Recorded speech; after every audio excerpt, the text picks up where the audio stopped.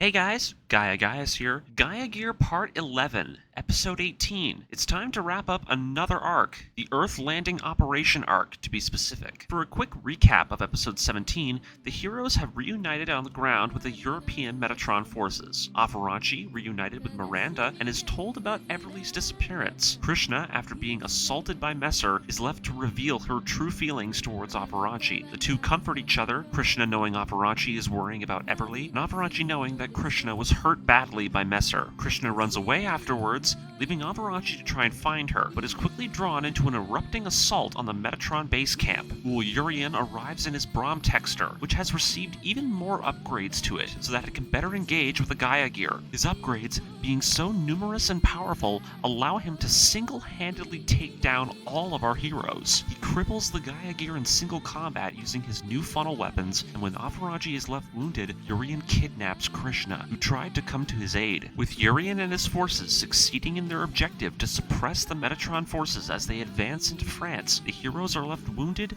battered, and burned as the Manhunters go about the next phase of their diabolical plan. Now, let us begin Episode 18, titled Dargo's Ambition. All images and characters are owned by their respective companies and creators. Captain Madra asks Michael to bring the Air Force carrier down. It's flying too high, and he's worried they'll be spotted. Michael says they can't, as they're already running at their limit. Any lower and they'd be hitting the forest. Madra says he's fine with it, as if the enemy were to spot them, they wouldn't be able to do anything. Michael says fine, taking them a smidge lower, and the captain steps away from his controls while asking him to remain on lookout. Michael says he can't see anything on their sensors. Minovsky particles are at maximum levels near here. This leaves the captain highly concerned. The battle ended hours ago, yet Minovsky particle levels are still high. Michael asks why on earth the Manhunters retreated so early into their assault the other night. They had them on the ropes, yet they didn't finish them off. Wonders why. He then asks if capturing Krishna was really the whole objective for them. It just seems so odd. Madra says that Yurien only shot down the Gaia gear, it seems.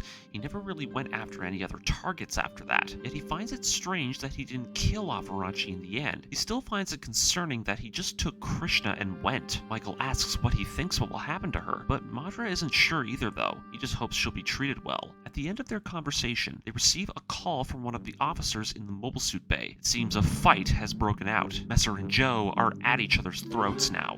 Down in the bay, the crowd of survivors are having at it, the two beating and thrashing each other as the crew shouts to try and break them up. Ray tries to stop the two, but Kellen pulls her aside and says to leave it. As the two fight, Joe says he's had enough of him. He talks pretty big for someone who didn't even fight with the others. Messer calls him out, stating if he himself fought harder, maybe Krishna wouldn't have been captured. Joe says he was right there when it happened, and even he didn't try to do something. He then calls him out on his recent behavior with Krishna in the tent, that it seems all the guy can do himself is take women by force, just like Yurien. But before Messer can land another punch, Madra rushes into the crowd and breaks up the fight. He asks what the meaning of this is, and Messer says that he was looking for a fight. Smirks as he says it. His precious Krishna was taken away from him. Joe yells at him, but Madra stops the two. He says if this is true, then he'll have them both confined to their quarters until the two of them can calm down and reflect on this. He then orders all of them to get back to their stations, and the crowd disperses. As Messer backs away, Joe says that for what he did, Messer should have been kicked out of Metatron. But Ray says that he's just angry for what happened, and that he wasn't able to save her himself either. She then asks him not to take that frustration out on anyone else. Before Joe can ask what the hell she means, Kellen intercedes and says that she's right. They all lost to Yurien last night. He isn't the only one who feels terrible about it. Joe sneers and says he's not beaten yet. The next time they meet, he's gonna be the one to kill Yurien. He then storms off, and the captain asks the others what they're doing. He tells them to get back to work, and the group all leaves. They don't need this type of behavior when they're already struggling. Kellen then says that they're all just riled up right now. Madra asks how the man-machine repairs are coming along. Kellen says that the situation is bad right now. There's not a single man-machine they have that can be used effectively. The Gaia gear took a heavy beating, and its main set of armor has been crushed severely. Hopefully for the time being, they can manage with the spares they have for it. The captain says that they have to get it fixed first. The Gaia gear is a symbol of their strength. They can't let the thing get scrapped. Kellen then asks if it's true that the Gaia gear was thought to have been destroyed by a Bromtexter equipped with a Psychomu. The captain says he didn't hear this, and it seems the pilots were hearing something over the comms that Avaranchi had been saying to himself, that Yurien's machine had a Psychomu. that he used funnels of all things to shoot down the Gaia gear. The captain is confused though. Funnels are a rare and dangerous weapon. It was said that even the Red Comet had difficulty fighting against them. That now, what Yurien did, leaving Avaranchi alive, was an act of mockery perhaps. Madra then asks why on earth he took Krishna then. Kellen then reveals why. He did it to spite him. It takes a second for him to realize it, but he now gets it. But now, if Krishna let herself be captured, then that was an act done to protect Avaranchi and save the rest of them. Kellen says perhaps, maybe she did do it to save them, but now she's gone. They don't even know why. Ray then asks how Avaranchi is doing. The captain says he's okay. He wasn't that badly injured in the fight, but he's still in the sickbay though, and Miranda is still looking after him. Ray then asks who Miranda is. She's never really met her.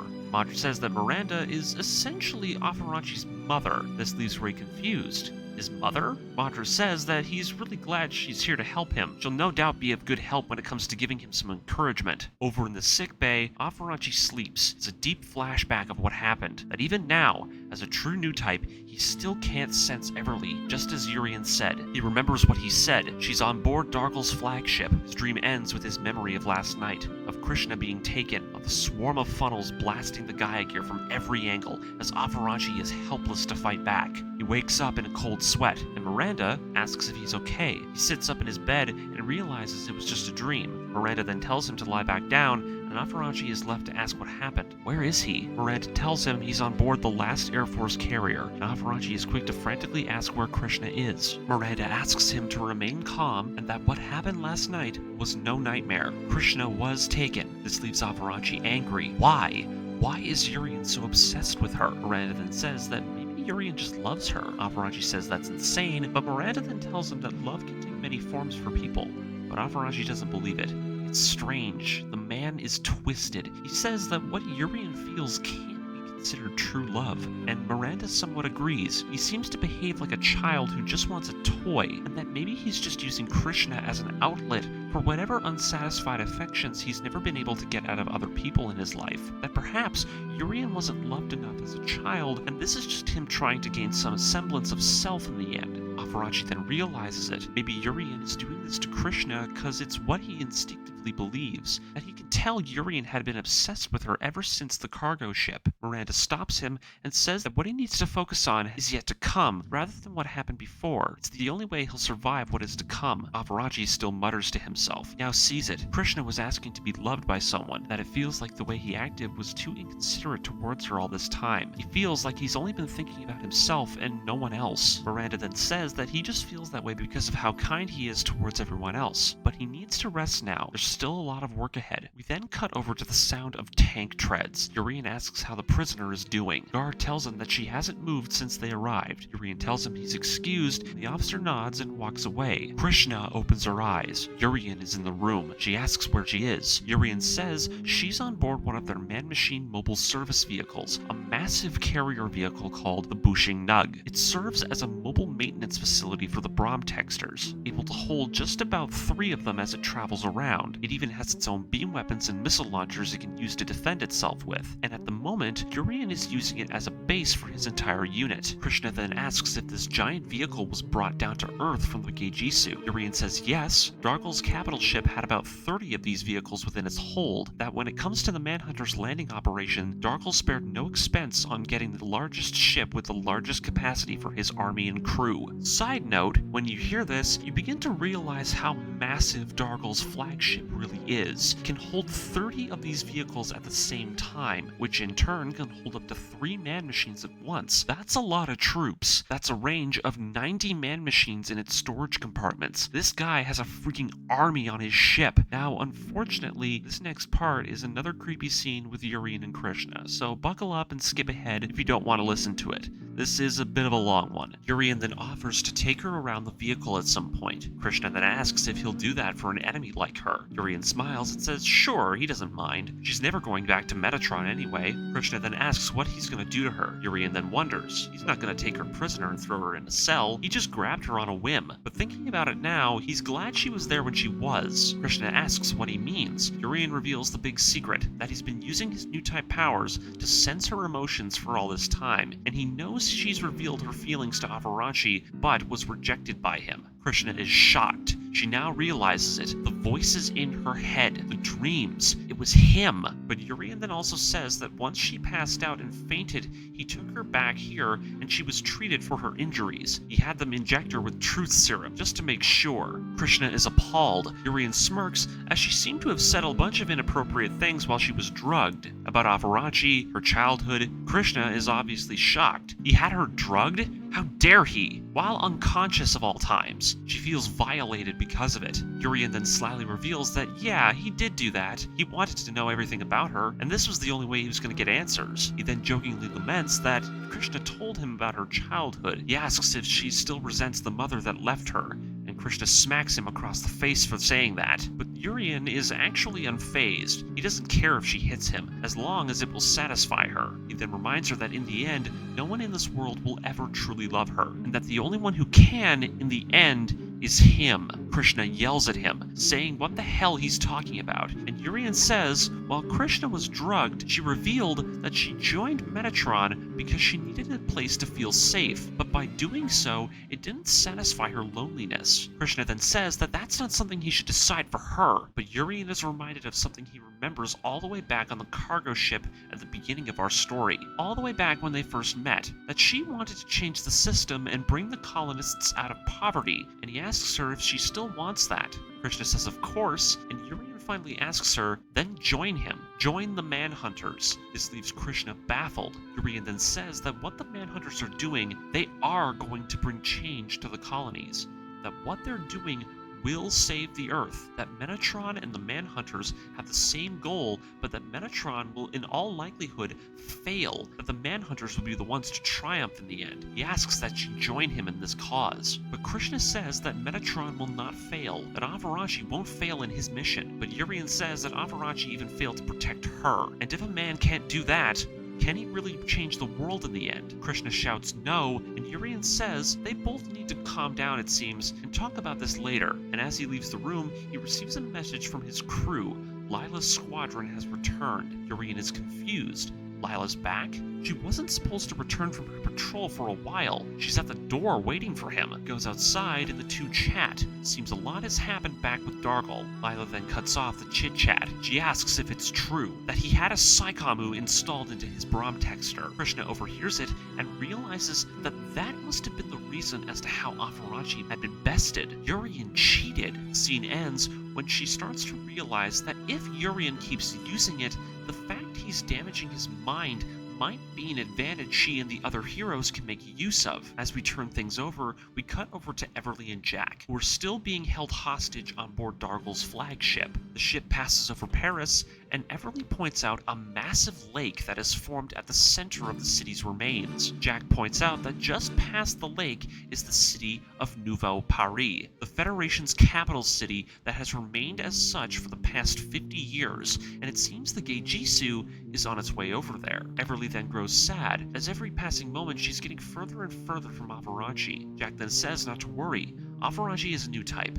He'll be able to sense her presence. No matter how far she is, he'll still be able to find her. But Everly says that she hopes he can't. She doesn't want him to become distracted. And Jack says that's sweet. If he'd been still a young man, he'd probably never be able to stop thinking about her too. The two laugh about it, and the two are interrupted by the sound of engines. The Geijisu's man-machine armada is launching. It seems like every suit is being sent out. Dozens of them, maybe even hundreds. Dargo walks into the room and asks how the two are doing. Jack asks what those machines are doing. He's sending them to war by the looks of it. Dargo then reveals that history is about to change. From this moment on, Jack asks what he means, and Dargo reveals that he wants them to witness this themselves. Surely the legendary Jack Bloom will want to see this. Jack then realizes it, the thing we all have begun to realize. What Dargo is doing here on Earth for. Everly asks what's going on, and Jack grimaces. He wouldn't dare. The Manhunters would never go that far. Dargo then says they will soon see for themselves as to what the Manhunters' plans truly are. It'll be quite the show.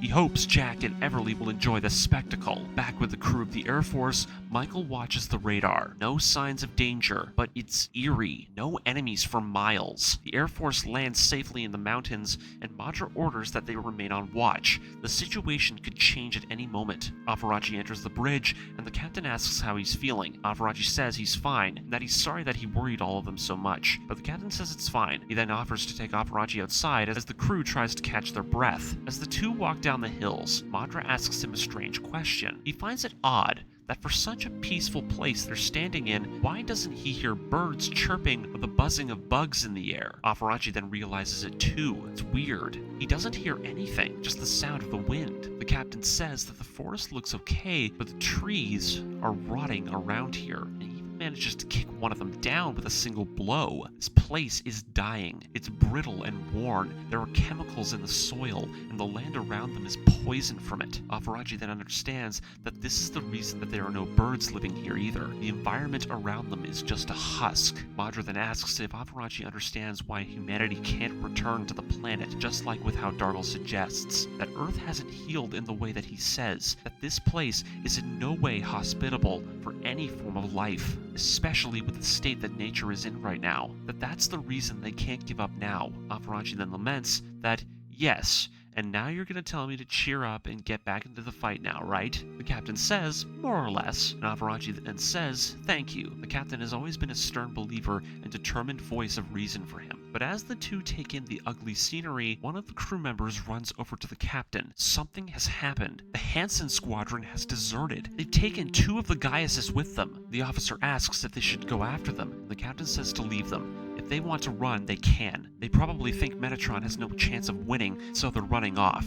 But if they're not more careful, then others will soon leave as well. As the three stand on the hill, Miranda comes out running. They're in trouble. Something has happened, and they need to come to the bridge right now. As they enter the control room, everyone is surrounding the radio. A reporter speaks of a catastrophe that has just occurred. They all stand and listen as the news pours in from Nouveau Paris, the Manhunters. They've launched a coup d'etat against the entire Federation government. They've seized the entire capital city with an army of man-machines. Dargo's ambition is now being made known to them all. With Avaranchi and the others learning this news, the episode comes to an end. Alrighty, let's go. Let's talk about this awesome reveal.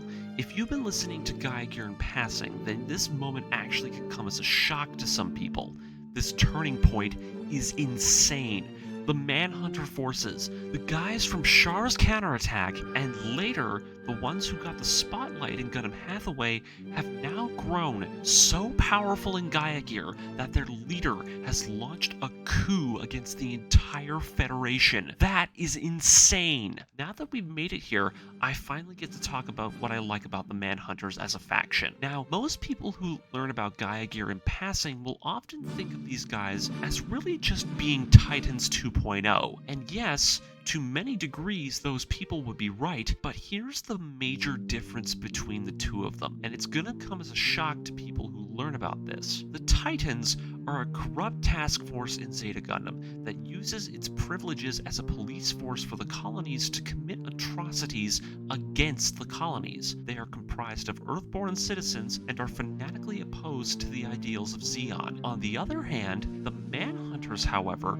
are a powerful faction made up of a vast quantity of space noids rather than Earthborn citizens. Remember, the Manhunters never had a space division to begin with. Where did they get all that manpower? It wasn't from the Earth Federation forces on Earth. The Earth Federation forces for the past 100 years have been severely disjointed and disorganized. Now you have a massive police force that is asserting its control over the colonies, now launching a coup against the Federation government. Now, what makes these guys more of a threat is that these guys, if they are made up of mostly colonists, which they absolutely are. I mean, just look at Yurien and Lila as your reference. These guys are made up of people who acknowledge Zeon's new type philosophy, but thanks to Dargo's ambition and his corrupt nature, He has evolved and grown his own iteration of that ideology and own evolution of that ideology to grow a group of people who have become obsessed with returning humanity to Earth. Now, how does this make them different if their faction still does the same things? But the truth is, the Manhunters of Gaia Gear have much darker origins than just a manipulation to gain power like Operation Stardust. Let me set the scene for you. The Manhunters of Gaia Gear